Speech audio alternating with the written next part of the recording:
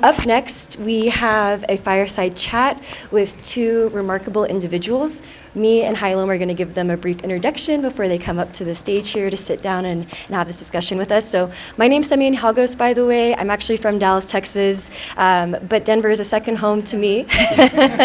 Yes, Denver is a second home to me for many, many reasons, specifically because of the people. There are so many amazing people that live here, and one of those people is a good friend of mine, Melat Kiros.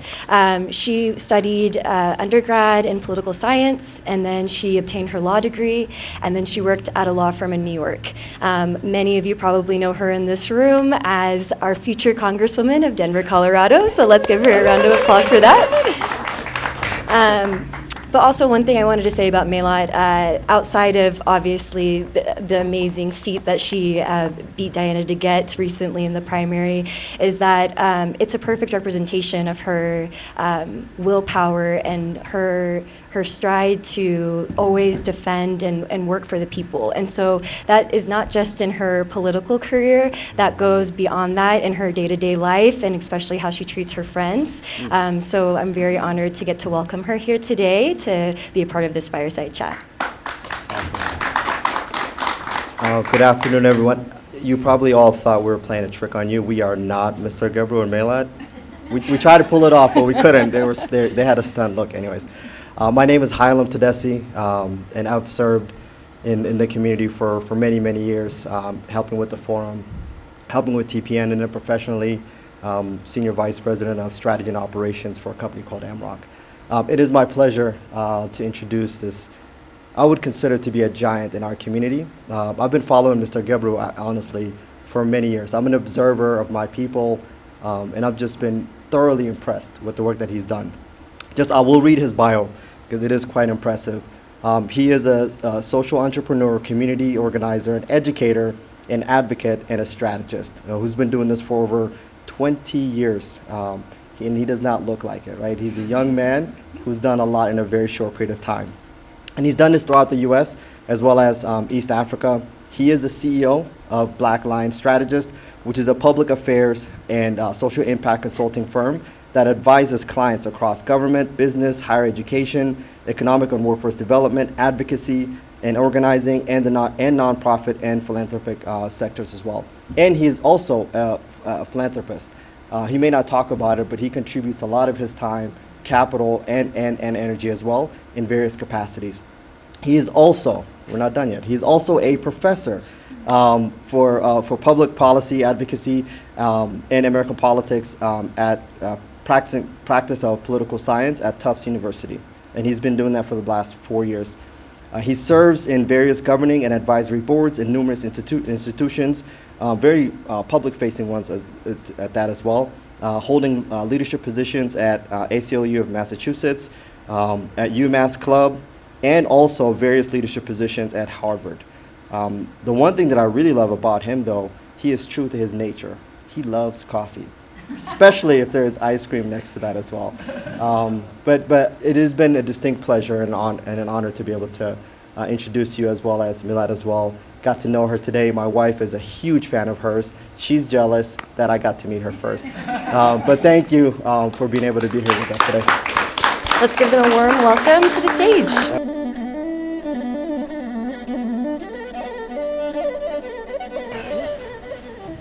Well, good afternoon, everyone. It's been such a great day. For those of you who were awake and joined us this morning, the groundbreaking ceremony was so inspiring. Now we're going to talk about civic engagement and something that is very important to Melat and myself. How do we as Tigrayan Americans get involved in our communities locally? And for this conversation, I want us to really understand that we're talking as Americans. Mm-hmm. You know, yes, we're Tigrayans, but we're Americans. And it's important not to forget that we are not guests in this country. Mm-hmm. You're not a mere traveler in this country. And I think that's a common issue. I mean, you know, I'm an immigrant, you're an immigrant, we're children of immigrants. First, second, maybe even third generation immigrants, sometimes you see yourself as a guest in this country, but you're not, we're not. And as active stakeholders, we need to think about how do we engage in American politics at every level of government. So Melat, tell me a little bit about your journey.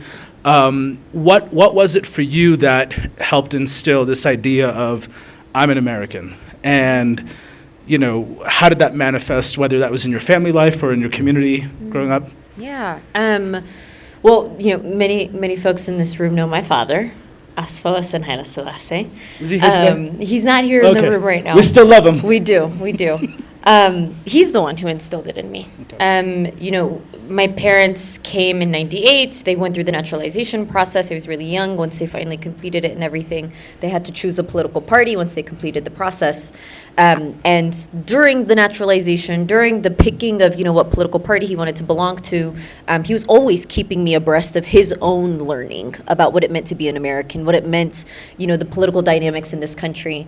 But more than anything, what it meant for us specifically being here, right, as immigrants, but specifically as Black Americans. And I'll never forget my dad's first experience, you know, with overt racism and you know, being pulled over and you know, being greeted by an officer who frankly didn't believe that he could be driving the car that he was driving or doing the thing, you know, and realizing, you know, the place that we had. So that was something he always instilled in me. And being civically engaged specifically, CNN was always on.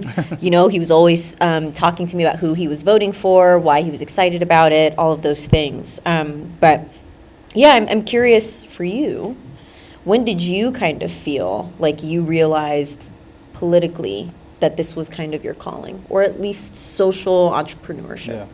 Yeah, that's so interesting. When I was a little kid, this is like before middle school, I actually wanted to be a police officer. And then one night on the nightly news, I saw an officer was shot and killed, and I was like, okay, well, maybe not that. Right. And then in middle school, actually, I don't know if anyone else here is an aspiring pilot, but I developed a very healthy and unhealthy obsession of aviation in middle school. And so I've gotten a chance to fly a plane twice now in Miami. If anyone wants to fly a plane, let me know, we can do it together. But I wanted to fly a plane, and throughout middle school was just obsessed with that. Things changed a lot in 8th grade for me. 9th grade was like a sort of my awakening moment, my epiphany, if you will. I learned about the extent of childbirth injuries that were facing women in Ethiopia at the time. For some of you, you may be familiar with obstetric fistula. It's a very devastating childbirth injury. And I learned about the horrors of it, the work of Dr. Catherine Hamlin and her husband, Dr. Reginald Hamlin, and the amazing network of hospitals that they've built throughout Ethiopia, including in Melat, to treat women for free who are suffering from this devastating childbirth injury. And you know, I created this effort in Boston where we supported and sponsored the treatment of 11 women. And you know, for me, that was sort of an awakening where it was like, wow, like if I, as a 13-year-old who didn't know left from right, no leadership experience, could impact the lives of 11 women thousands of miles away who I will never meet, then what can I do locally? At the same time, there was this city councilor in Cambridge who was running for re-election. She was doing her graduate degree, and one of her papers she was writing on youth leadership. So my high school principal, I got called into the main office, and I thought I was in trouble. And he's like, oh, no, there's this city councilor that wants to introduce you, or that wants to interview you. And so I go into the conference room, we have this lovely interview for an hour, and then at the end of it, she's like, well, you seem like you might be interested in politics. Would you like to work on my campaign? So my first time knocking on doors, my first time phone banking, all of that, the first everything for political campaigns was on that campaign as a 13-year-old. And I was like, I kind of like this thing. And for those who knew me when I was a kid, like I was always the talkative, chatty type, like make friends with anyone. And so I was like, okay, maybe this is my thing. And I think between that initial exposure, a high school internship I did in the Massachusetts State Senate, but then also the questions around like, well, why are certain people poor in other countries, and why are certain people rich, and why are women typically left behind? It's sort of like I started asking these questions, and then that opened a door to, like what is public policy? What is politics? How do we engage beyond our communities? So I still would love to be a pilot at some point, but I don't know if that's going to be entirely feasible. But I did end up running for city council in Cambridge. I didn't win. You won. Congrats. But I learned a lot, and it was a very fun race. And it was also, for me, I had to unlearn how to be a campaign manager to be a candidate, which are two very, very, very different things. And that was very hard. And it's something that I help other candidates do nowadays, because when you're a candidate, as you know, you don't run the show. Your campaign manager tells you what to do. Yeah, you just show up. And so that was unique for me. I'd love to get a sense from you, like, as immigrants, why should we care about politics? I hear this oftentimes, and it's not just within the Tigrayan community, but it's like, well, like the affairs of my native homeland, whatever that is always important to me, right? Like, you're talking about your dad with CNN, right? Like, we're always tuned into what's happening back home, and I know a lot of us care about what's happening in Tigray, what's happening in the wider Ethiopian arena, what's happening in the Horn of Africa, foreign policy, et cetera. You got fired for a foreign policy issue. But how do we take that and think about, like, well, what happens here, and how do we build ourselves up here civically, politically, and could that translate to also helping our native homeland? Yes, absolutely. I think the first thing to remember is that everything is political, right? Regardless of what span or what goal you have, every single thing is political. And, speaking to my own experience, when I was an attorney and I got fired because I defended the students that were protesting the genocide that was happening in Palestine, a lot of it was coming from my own experience protesting the genocide in Tigray. And no one paid attention to you then? No one paid attention to me. No one paid attention. No one paid attention to our protests. No one paid attention to our advocacy. Of the people who did, right, I'll always remember that at the very least, oftentimes we were at least met with some empathy of, I'm sorry that this is happening. I can't do anything, which obviously is not true. But, at least there was some empathy, right? Versus what was happening with these Palestinian students or the students that were protesting for Palestine. We're not even being met with empathy. In fact, we're being met with rage that they would even dare to try and protest on behalf of the Palestinian people. And for me, it was a mission of trying to uncover why that was, right?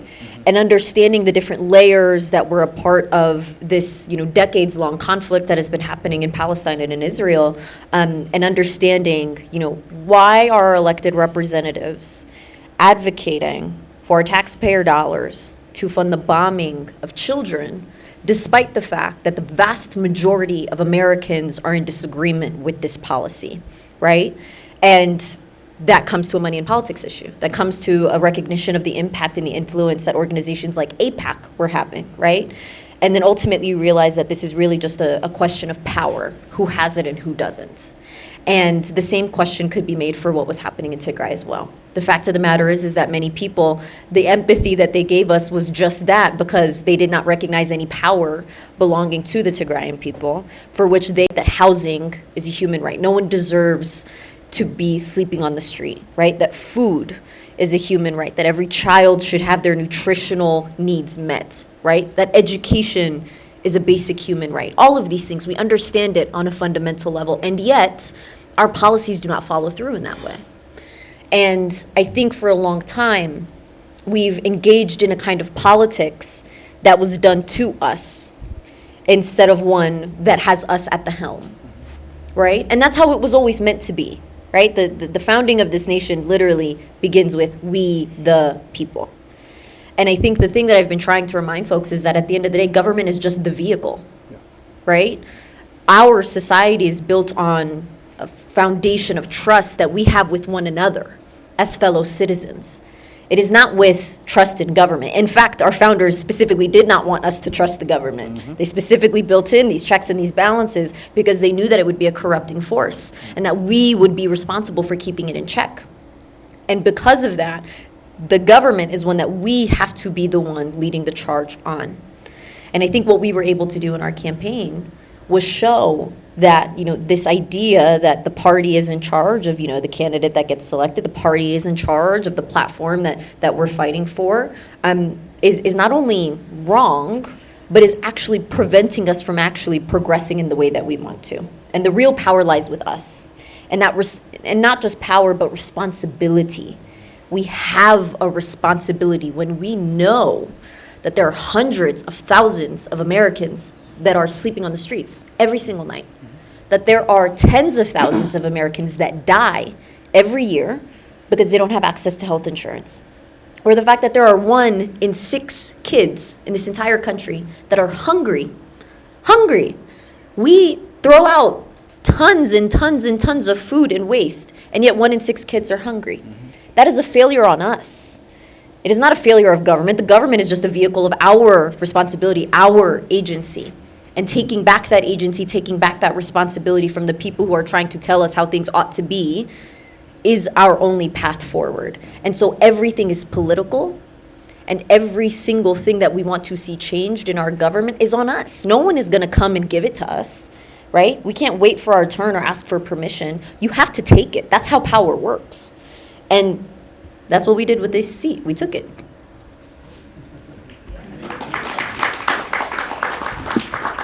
So one of the things that you mentioned, I spent a lot of time thinking about and working on is power, right? Who has power, who doesn't have power, and it's quite intentional how things are designed. To your point, just another statistic to throw out, at the height of the Black Lives Matter protests, the Washington Post had put out this report that said that the average black man in Nigeria has better life expectancy than the average black man in Baltimore, Maryland. And so, I thought that was pretty shocking. But yeah, to your point, like in the richest country in the history of the world, like there are still people who are being left behind intentionally and unintentionally. So I think, for me, like, one of the things that I think comes a lot is how do we think about, I'll talk to some immigrants who will be like, well, I don't do politics. That's for these people. Or, a lot of us come from governments and countries with very repressive regimes, and maybe you don't want to be engaged for whatever reason, right? Because in another country, civic engagement literally could mean death, right? And for Tigrayans, it's actually it surprised me. I was telling you and Melat beforehand, but like the fact that it took Tigrayans this long to elect somebody in Colorado was actually surprising to me. There are pockets everywhere. I mean, you have Gurmai Zahlai in Washington State. He's the executive of King County, former council member there, but now he's in charge of the county. There's a new guy, Matthias Samson, who just got elected to the Georgia State House of Representatives, representing East Atlanta. Yeah, give a shout out to Matthias. And, I just heard about him, I think yesterday, right? Because I texted, I was like, wow, like, how is this guy just on my radar? And so, we're starting to see some attention, some traction. And so how do we encourage our people to be more engaged, right? Like when I ran for city council, some people in my community thought I was running for Congress. Like they didn't know what city council was, right? Just like the basic levels. And so we had to do a lot of voter education just to make people aware of what was city council. So when we think about the different levels of government and the levers of power that they have and the policy areas that they can focus on, what are some strategies and tactics that your campaign used? And I'm happy to talk about mine as well. Yeah, definitely. We also had to engage in some civic education of what I was running for, right, as well. And I think part of that is like, are you going to fix Tigray's issues tomorrow? Right. Obviously not. And the same goes for Palestine, right? The same goes for all of these international issues that we really care about. What we can do, right? What Congress is capable of is the power of the purse. And what values do we want carried with our tax dollars? For me, if I believe that we do have a fundamental responsibility to having and building these lasting relationships internationally with countries that share our same values, which is why I would vote no on weaponry being sent to countries that are not democratic, and would vote yes on sending aid to countries like in Tigray or in Palestine or in Sudan that are dealing with a lot of these human rights atrocities that we are seeing.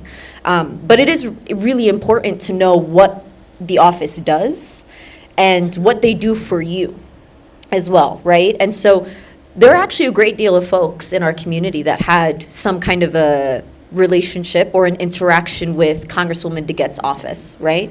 The vast majority of our community is based in Aurora, so most people actually interacted with Jason Crow's office over there as well.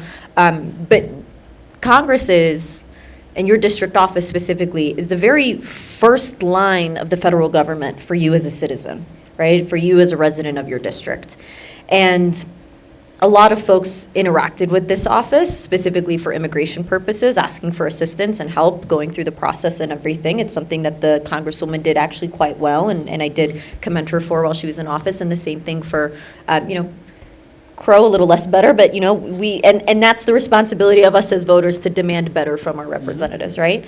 But understanding even more so, and this was something I made very clear during our campaign, right? I made it clear, I'm not walking into Congress and getting Medicare for All passed in 2 years. That's not how that works, right? This is a numbers game, a coalition building process that we are on a mission of in Congress. The real, truly impactful decisions being made are happening on the state and local level, which is why I'm really hoping folks are actually paying attention more so to the state and local elections that are happening, which is why I partnered with a lot of candidates that were running in the state house and the state senate for the city council, and mayoral races are going to be coming up as well. Engagement in those spaces is going to be so much more consequential for what it means in our everyday lives and what we actually want to see in the cities and the counties that we're living in right now. And so a lot of that, I think, hopefully, my hope was bringing in more young people into the fold, right?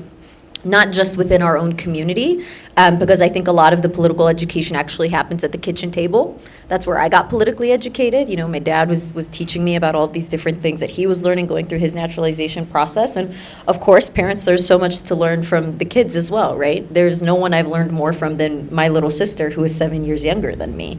And so remembering that we have so much to learn from one another, but particularly from the young people who, frankly, we've been sitting out for a little too long for reasons that I understand, right? When I was in law school, I tell everybody that was where I learned that the system is not broken, that it's actually working exactly as it was designed to.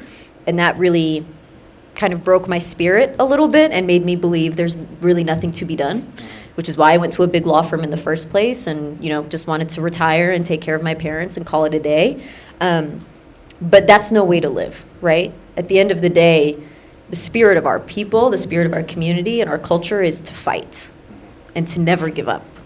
And regardless of what ends up happening, regardless of what happens with, my own candidacy and this general, and then what this potential, office could look like with me in it, is that I would rather go down fighting than to give up. But I think it's really important that there is so much more to win than there is to lose, right? Which is why they spend so much time and money trying to convince us otherwise. And so my ultimate goal is to see young people really stepping up and young people doing the work of, educating within our own community so that folks understand where are the resources that you are deserving of, right? Because at the end of the day, the office I'm running for is to represent you, right? Y'all are my boss, right? I have a responsibility to make you happy. And that's the relationship that we have to reevaluate with our representatives, right? If they are not doing what we need them to do, vote them out. You owe them nothing. They owe you everything. And so from Congress to your state senator, to your state representative, to your city council member, your mayor, every single one of these positions has an obligation to representing you in your best interests. And I really hope young people will do the work to bring in that civic education back into our community. I think this center is going to be huge in that, right? One of the hopes that I have for our district office is partnerships with different community centers and organizations and local partners that can help direct the kind of information and assistance that we need from the federal level as well. So that kind of engagement is going to be really important. But I'm curious about your experience when you were running, what that kind of looked like. Absolutely. So I think it's important for people to understand the enormous power that local government has in our daily lives. To your point, the things that happen in Washington, or the lack of things that is monumental. But at a local level, at a state level, we have the opportunity to really have an impact. So I ran for Cambridge City Council, Cambridge, Massachusetts, because at the time in 2017, my hometown was undergoing a master planning process, and there was this whole citywide effort to envision the future of Cambridge. What should Cambridge look like? And it's a city with 13 official neighborhoods, and I would go to some of these meetings and I would realize, wow, the people that are in these meetings don't look like me. They don't look like you. Oftentimes in government, meetings will happen during the daytime. They will happen, on a random Thursday afternoon at 2 p.m. Most of us are working. Thankfully, I have, the great fortune and privilege to be able to go to these meetings. And oftentimes I see I'm the only one that's under 50. I'm the only one who's a person of color, the only immigrant, the only one who doesn't own a home, right? And it begins to paint a picture, right? There's a saying in American politics: decisions are made by those who show up. And that is extremely true, and which is why elections are important, right? Like, to your point on being a public servant, an election, I think the best way to think about an election is a job interview, okay? The people of Denver interviewed you for the last few months to decide if they wanted to hire you or not. And a re-election is a performance evaluation. In 2 years, they will have the chance to say, what have you delivered for us, and do we like you or not, right? So I began to realize, wow, not only are these meetings held at very inaccessible times, and people are going to these meetings and pressuring city councilors and state legislators to make these decisions that don't reflect all of us, but in many cases, people in communities of color, immigrant communities, low-income communities, they don't even know that these meetings are happening. And so that was one of the main drivers for me to say, well, if it's not possible or unreasonable or logistically difficult or whatever reason you have to expect people to show up to these meetings, the next best thing is to elect a representative who will show up on their behalf and who will advocate on their behalf. And so for me, city council, by show of hands, how many of you care about affordable housing issues or home ownership issues, first-time home buyer issues, small business issues? I mean, raise your hand. Okay, so these are issues that are decided at a city level. The issues of housing and zoning, what goes where, how high can you build? What is the purpose? Is this going to be a restaurant or a bar? Or is this going to be a daycare? Oh, maybe you can't have a liquor store within 500 feet of a school. I mean, these are decisions that city council makes. Very local quality of life. How is the quality of our water, our schools, our parks? Are they clean? Is there trash everywhere? Are there needles in the playground? Is that going to impact the children? A global pandemic happens. Who's on the forefront? Local leaders. City leaders are the ones who are trying to figure out, do we have enough PPE for people? So these were things that were very important to me. And then I realized very quickly, city council is where I want to be. Nowadays, whenever I meet a candidate for office or someone who's thinking of running for office, I always ask them, what is the issue that you're trying to solve?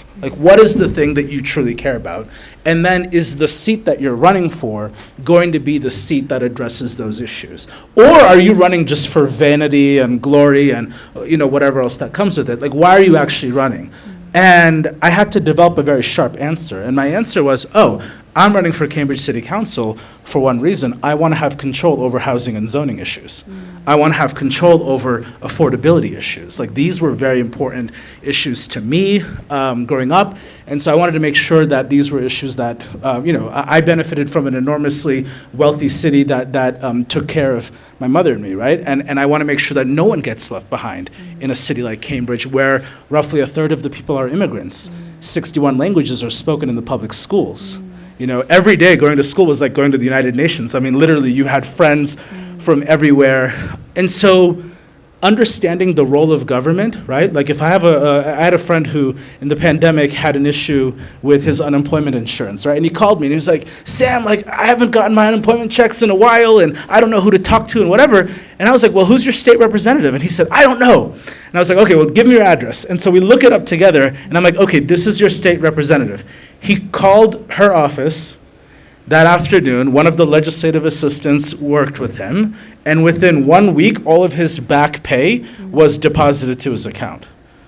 And so that's the power, right? Or if I have a social security issue or an immigration issue, that's where I could turn to you. So understanding the role of government, who do you go to for what issue? Which branch of government? Is this the presidency, the executive branch? Is it the Congress? Are we going through the courts, right? Like when people say, I don't do politics or that's not for me, well, decisions are being made whether you like them or not. And we have the opportunity to actually be part of these decisions. We have an opportunity to help influence these decisions. You know, there's the saying, what is it? If you're not seated at the table, then you're on the menu. So what would you prefer to be? Would you prefer to sit at the table and help make the decisions, or would you rather be devoured and eaten alive? And that's the issue. So, one other thing that I just want to emphasize, and I'd love to get your take on this, Melat, is, civic engagement is more than just running for office. It's more than politics, right? I think, like, a lot of times people think, oh, like, I want to be civically engaged. That means I have to run for office or whatever. But no, like, I don't know the numbers in Colorado, but in Massachusetts, and I encourage you, every state, look at your state. In Massachusetts, at the state level, there are over 700 public boards and commissions. There are over 700. That's over 4,000 seats. And many of them the governor appoints, but other people can appoint too. And so this is everything from like the University of Massachusetts Board of Trustees, our transit authority in the greater Boston area, the MBTA, the Massachusetts Bay Transportation Authority, the Board of Directors, the library boards, et cetera, right? In your local city level, if you have some experience that you want to offer, maybe there's a immigrant rights commission in your city, or maybe there's a zoning board that you can join, or whatever, right? Like some cities will have a human rights commission or a women's commission or whatever, right? Like there are different boards and commissions that you can get involved in at a local level that have nothing to do with running for office. You can join nonprofit boards, get involved with community centers that serve as, I often see politicians do office hours at community centers. They do meet and greets at community centers because that's the trusted venue. If I don't know you and if I don't trust you, but if I know her and I trust her, then I'm going to go to her and I'm going to go to the Tigray Community Center and I'm going to engage with you there, right? And so, like, there's enormous power there. And I think it's important that we realize that civic engagement, civic life is everywhere, right? How many of us in our place of worship, whether you're Christian, Muslim, whatever, like, how many of us are engaging with elected officials and inviting them to come to our festivals and our holidays so that they understand who we are, what our needs are? We have to start thinking broadly. We can't just be insular to ourselves. The last thing I'll say is this was very evident during the height of the Tigray genocide. Was a lot of people were like, well, why isn't anyone else marching with us? And one of the questions that I had in follow-up was, well, are you doing the work of community building? Are you doing the work of relationship building with other people? Do they even know what we're talking about? Because we could have common cause with other oppressed people too. Like, I wish there was 10% of the attention that was given to Gaza to be given to Tigray. But the reality too is, are we talking about it to people? How many of our flyers are in English? I would see some protests where everything was in Tigrinya. All the speaking was in Tigrinya, the flyers were in Tigrinya, which I understand, but then the person walking by doesn't know what you're talking about. They just see a bunch of immigrants yelling about something. But if it was in English, then they'd be like, oh, okay, like I get it. Like, what is this genocide thing? Let me Google this. Let me sign up for a mailing list. Let me call my member of Congress and ask them where they stand on these issues, right? So for you, when we think about civic engagement, like, of course, now you're going to be in a very unique position come January. But there's a whole ecosystem of people who are going to keep you accountable. And so what does that ecosystem look like, and what are you looking forward to in that process? Yeah, first we got to win in November. We're not jinxing nothing, right? This is true. You are still the Democratic nominee. I'm Democratic nominee. Yeah. We still have to win in November and everything. But, I think one of the things that we often forget, I think sometimes with Congress members specifically, is that they are not the arbiters of everything, right? They're not the ones who know the most about everything. In fact, the reason why their position is so valuable to others is because of how impressionable they can be, right? And the job of lobbying, which itself has a kind of dirty connotation because we know the ones that have the money are the ones that are the most successful at it. But ultimately, it is the responsibility of lobbying to actually direct what the agenda is of a Congress member, right? I'm a lobbyist in Massachusetts. It's what our job is to inform. Exactly, exactly. And so the representative that you sent, ideally what you're sending them for is based on a matching of values that we all share, right? No one of us in this room is going to have the answer for every single question that somebody is going to face as a Congress member. But what we do run on, or at least what I ran on, was a set of shared values that I have for what I would hope the world looks like, the kind of world that I want us all to live in, the kind of world that I think we all deserve. And based on those values, being presented with certain information to make sure that we are advocating and I'm voting in favor of legislation or against legislation that is based and rooted in those particular values. But that comes from lobbying. That comes from educating your Congress member. And so I think, ironically, I consider myself a lifelong learner. Everybody thought I was crazy when I went to go get my PhD after I already had gone to law school. But in a strange way, I kind of feel like I found the best school there could ever be, right? Because now everybody is going to have to, there's going to be all this information, all of this knowledge, and all of this lobbying that's going to be done, where I'm presented with all this information, and I have to do the work of learning it and understanding it, questioning what are the intentions of the people that are coming forward with some of this information, trying to do the work of seeing what is the other side that maybe I'm not being presented with at this moment as well. The kind of work that I think a lot of our Congress members frankly gotten lazy with, right? We have a lot of Congress members that get lobbied and they're like, all right, that sounds good. We're going to go ahead and go with that without having heard some of the other different perspectives that might be involved there as well. And oftentimes what you find is that the lobbyists that have the most money are the ones that are able to present the flashiest different cases. Obviously, there's an air of corruption that's happening in there as well, where you're seeing a lot of Congress members that go off to be lobbyists themselves with really, really cushiony jobs and everything. Not all lobbyists are as incredible here as Sam Gebru here. And so, but, that kind of mentality is really important, right? And it is for that reason that, again, I ran specifically on this issue of rooting out corruption. Because frankly, that's where a lot of the corruption is happening, is in the basis of the education that a lot of these members are getting before they vote in the way that they do. And so when it comes to representation specifically, what I kind of think about as a responsibility of mine is to make sure that I'm also going and seeking out that information, right? There's going to be no shortage of people that will come to the office and trying to make their case on certain things, but there are a lot of communities that don't have the luxury of representatives who are going to make that case on their behalf, right?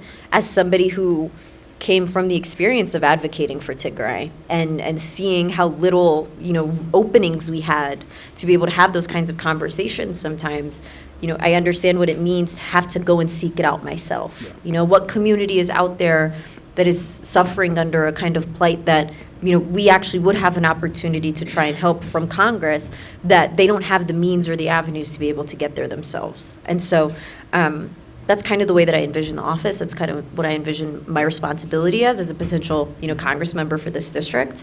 And I think it's one that I hope we engage in a little differently. And I really appreciated what you said about community building as well, right? I think one of the reasons why, the genocide in Gaza has gotten as much attention as it has, one is because obviously of the decades-long occupation and apartheid that has been taking place there, the relationship we have specifically with Israel, which is literally second to none, right? There's no other country we have that kind of relationship with.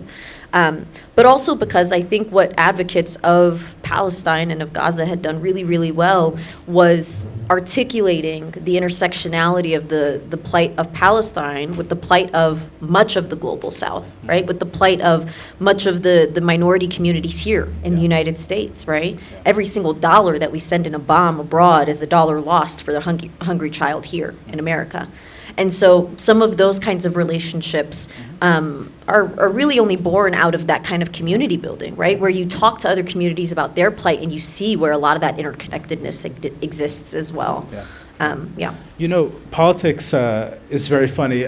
There's a saying, politics makes for strange bedfellows. And that's actually a good example where you had, super progressive people who were advocating for Gaza and Palestinian rights, but then also you had people on the right who were like, yeah, why are my tax dollars going to this forever war that I don't want anything to do with, and I don't even know where these places are on the map, right? So in our very last minute together, I want to talk about like what is our hope? Like, how do we build a bench, right? I love Melat. I mean, your campaign, you kind of came out of nowhere, which was amazing, and it made me very happy to see you and hear you over the last several months.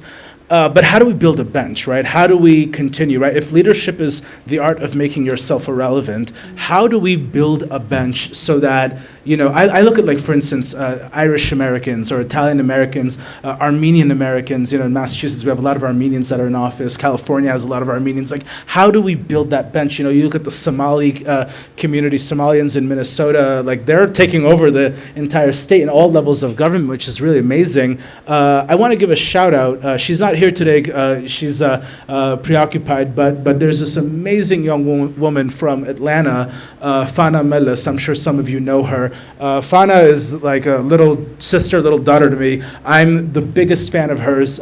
She came on my radar when she was interning for a state senator in Georgia, and she helped draft this resolution on Tigray for the state senator to pass in Georgia. And then, everyone was talking about this young girl, Fana, and I was like, who is Fana? So I got her number, and I just randomly called her one day, and I was like, can we get to know each other? And then I asked her, like, where do you see yourself in 10 years? And she said very boldly, she said, in 10 years, I'm going to run for office. And I was like, wow. Well, I'm going to be your first donation. Like, I was so enthused when she said that. And, Fana, I after she graduated college, I helped her secure a paid internship on Capitol Hill. And now she works there full time for a senator, and how do we build more Fanas? How do we build more Melats? How do we build more Girmay Zahlais, more Matthew Sampsons, and others that are out there that can build this bench, right? And would love, in the last minute for you to sort of share your thoughts on this, because I am deeply committed to this work of making myself irrelevant as much as possible. Yeah, I think, for me, I'll remember the very first person I sought to have a conversation with when I had the audacity to come up with the idea of challenging a 30-year incumbent was Melat. We sat down in Whittier Cafe, and I had a conversation with her. And, it's about, first and foremost, why? Why do you want to do whatever it is that you're trying to do, right? Running for office is an important thing to do, without question.